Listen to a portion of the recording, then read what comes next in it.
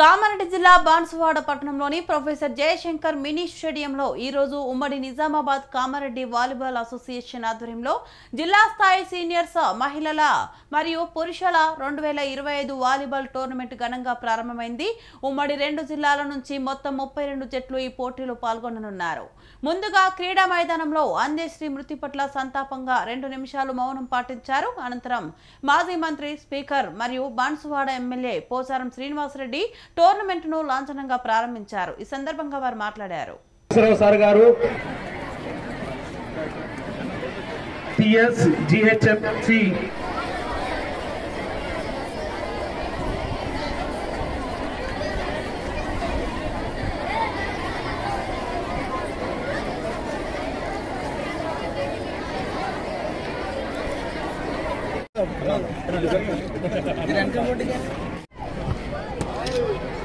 ఈరోజు చూడముచ్చటగా వైభవంగా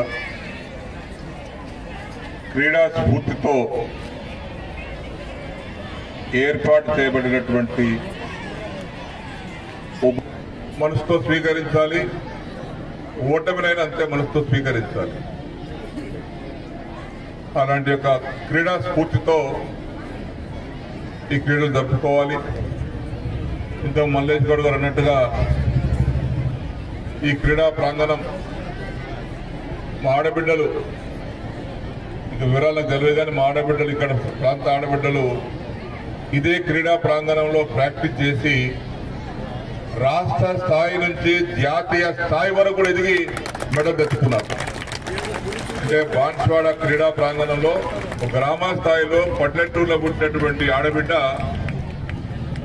గ్రామ స్థాయి నుంచి రాష్ట్ర జాతీయ స్థాయిలో పోటీలో పాల్గొన్నారంటే అది మనకందరికీ గర్వకారణం. వారికి నేను మనస్ఫూర్తిగా అభినందిస్తున్నాను. ఈరోజు కూడా వాలీబాల్ టోర్నమెంట్ బ్రహ్మాండంగా ఇంత పెద్ద ఎత్తున కలర్ఫుల్ గా ఉంది.